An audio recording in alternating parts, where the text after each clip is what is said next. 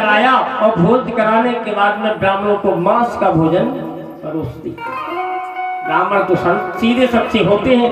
अब तुम न्यों तो कर लो, अब न्यों तो करीबी के बाद में तुम जहर खवा दो तो बेचारे भी खा जाते। क्या करे भैया, तुमने प्रेम से बनाओ। ब्राह्मण तो ब्राह्मण भैया उलावा दो, ब्राह्मण के भी प्रकार है। अगर ब्राह्मण की कथा खोल दे तो फिर बे कथा ना बढ़े, तो ब्राह्मण की तो बताया जाता है जैसे आकाशवाणी हुई कि तुम लोग भोजन मत करना, इस पापी ने इसमें जो है अवश्य भोजन बना दिया है। महाराज गुस्से से नेत्र लाल हो गए, श्राप दे दिया कि जाओ अगले जन्म तो एक राक्षस कुल में जन्म होगा, तो फिर वो हिरण्याक्ष बनता है। तो बताया जाता है समस्त सृष्टि पे नारद जी ने कहा भगवान से कि प्रभु आपको श्राप जो लगे हैं क्यों लगे हैं? तो भगवान ने कहा इसके कारण भी मैं हूं। बोले मम जन्म में अति मम उपजाए, उस सबसे अधिक मनुज मोय भाई। अगर अपने घर में 1 करोड़ को महल बनो होवे, अपने घर में ना लड़का होवे न बिटियां होवे न कोई भी हो, क्या अच्छा लगेगा? ये लगेगा कि महल खाने को दौड़ रहा है। इससे अच्छा तो हमारी झोपड़ी बढ़िया, अगर पत्नी के साथ में नमक रोटी खा के रहते तो उसमें भी अच्छा लगता है। 1 करोड़ के महल में आज हम अकेले बैठे हैं और हमारा वंश का भी विनाश होना है, क्योंकि आगे पीछे वाले कोई नहीं होते। तो बताया जाता है कि महाराज बिना गृहस्थ आश्रम के संसार में कभी कल्याण होने वाला नहीं है। तो महाराज किसी संत ने कहा, तो नारद जी ने भगवान से कहा कि मैंने एक बार ऐसी लीला करी कि नारद जी तुमने भी हमें श्राप दिया कि जाओ तुम्हें बार-बार जन्म लेना पड़ेगा। तो तुम्हारे उस श्राप के कारण मुझे बार-बार जन्म लेना पड़ा। तो बोले काय महाराज, हमने श्राप आप कर दो तो आप ही ने ऐसी लीला करी। बोले अब लीला काय करी भगवान की, देखो आप।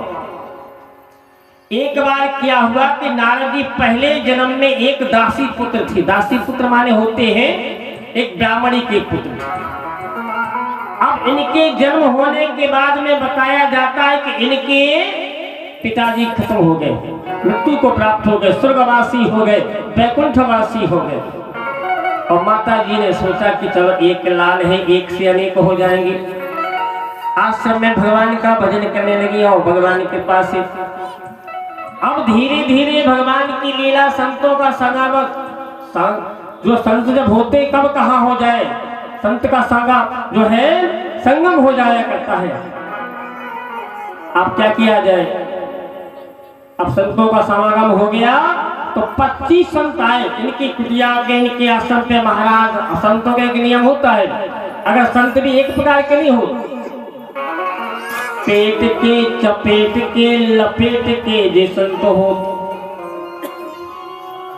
वो असली संत से बढ़िया भगवान का सत्संग करे, बढ़िया पूजा पाठ करे। नारद जी ने सोचा हम भी भजन करेंगे। देखो बालक के गुणों का पता कब होता है, होनहार बिरबान के लखत चीकने पार। बालक का पता होता है जब बालक गर्भ में आता है, तो गर्भ में आने के बाद में सबसे पहले माँ को पता हो जाता है कि हम गर्भवती हो गए, तो वो सबसे पहले खबर पति को देती है। पति जाकर के जो है धीरे धीरे परिवार में फैला देता है। तो बताया जाता है कि जैसे 3 महीने के बाद में गर्भ में माता जैसा खाएगी, पिएगी, लड़ेगी, झगड़ेगी, वैसा ही बालक होना याद रखें। अब आपसे कहा जाए कि महाराज अब क्या बताए महाराज, हमारा लड़का तो जी क्या से लड़ पड़े, सुधर ही नहीं रहो। अब क्या तुम कभी सुधरी थी, तेरी अपनी तो देखो, तुम सुधरे हो, अपनी को नहीं देखत, लड़का की सब देखत। कोई व्यक्ति अपने गुणों को नहीं देखता। बताया जाता है जो तुम हो वही तुम्हारा कार्बन कॉपी है। पहले खुद को सुधरना पड़ेगा, तब तुम्हारा बालक। अगर किसी को अपने बालक को बुद्धिमान बनाना है, नेता बनाना है, अच्छे पद पे पहुंचाना है, तो याद रखना अपने माता पिता को कि गर्भ में आने के बाद में सिर्फ 6 महीने तक अपने नियम संयम पे रहो।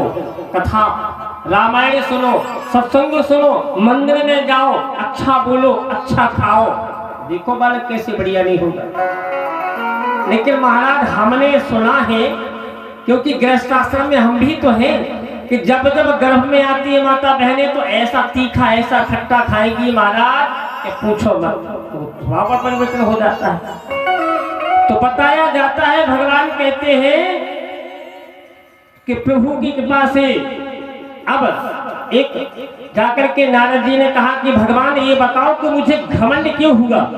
जैसे तुम दासी पुत्र हो गए, संतों का संगम हो गया, समागम हो गया, तो आपने जब देखा कि संत जा रहे हैं, अब हम क्या करें? बोले माता जी हमें आज्ञा दे दो तो हम भी निकल जाएं।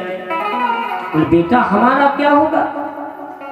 माँ का पिता बालक नहीं बुलावे, उधर भरे को धर्मो सिखावे।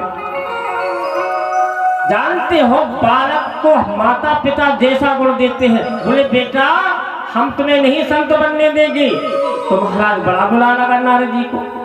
तो नारद जी ने कहा हे माँ हे भगवान, अगर मैंने अच्छी भक्ति करी हो तो हमारी माता जी गैया लगा दे जाए सांप काट ले गए। तो भगवान ने सुन ली, जे गाय लगाने खिलाने गई वो सांप बैठे कसो जी स्वाहा। अब जब माता जी मर गई तो व्यक्ति बालक सभी रोते हैं, पर सबसे ज्यादा दुख होता है बालकों को। तो इनकी आंखों से दो प्रकार के आंसू गिर रहे, ठंडी और गर्म।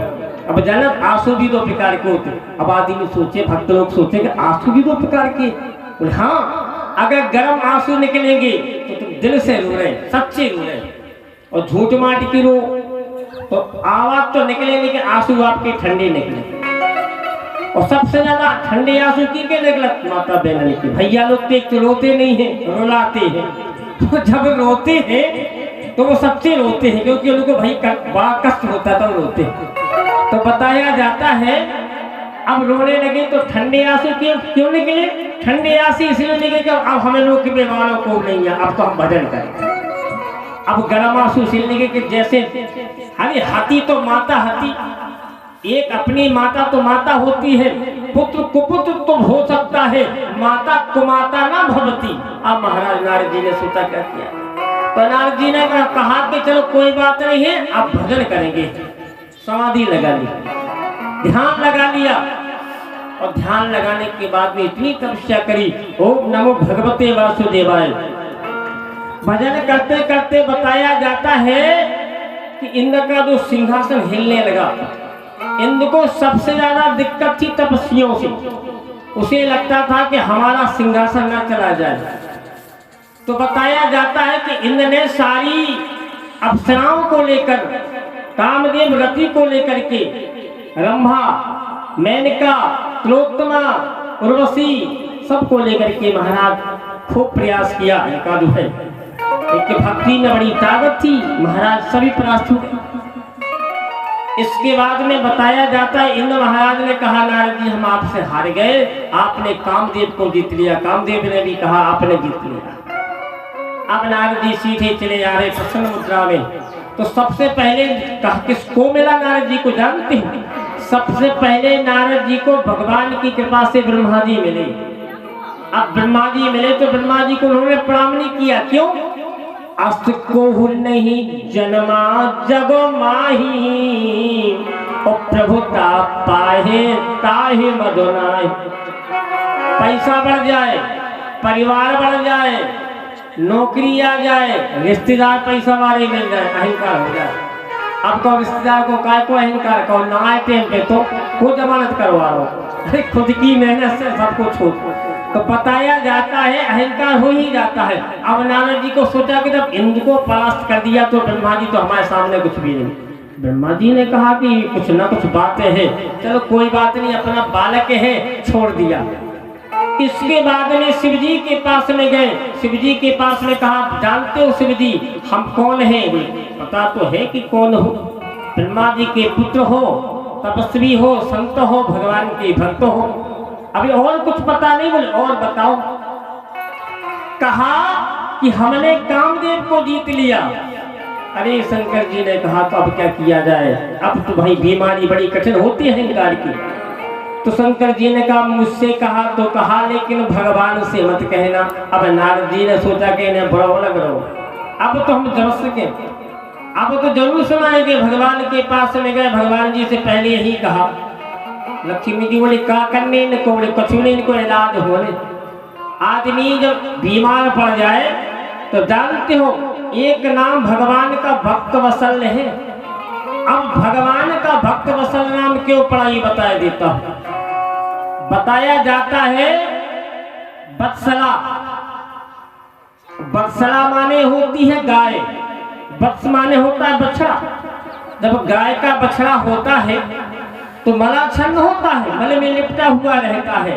तो गाय जब तक न चारा खाती है न जल पीती है, अपने गाय अपने बछड़े को चाट चाट करके साफ सुंदर बना देती है। और जब तक वो बालक खड़ा ना हो जाए तब तक वो कुछ नहीं खाती। जैसे गाय अपने बालक को स्वच्छ बना के, संपन्न बना के, शुद्ध बना देती है, निवृत्त बना देती है, योग्य बना देती है, ऐसे होते हैं भगवान। अब भगवान के भक्त का अगर कष्ट हो जाए तो भगवान जब तक वो सुधर ना जाए जब तक भी गम नहीं खा।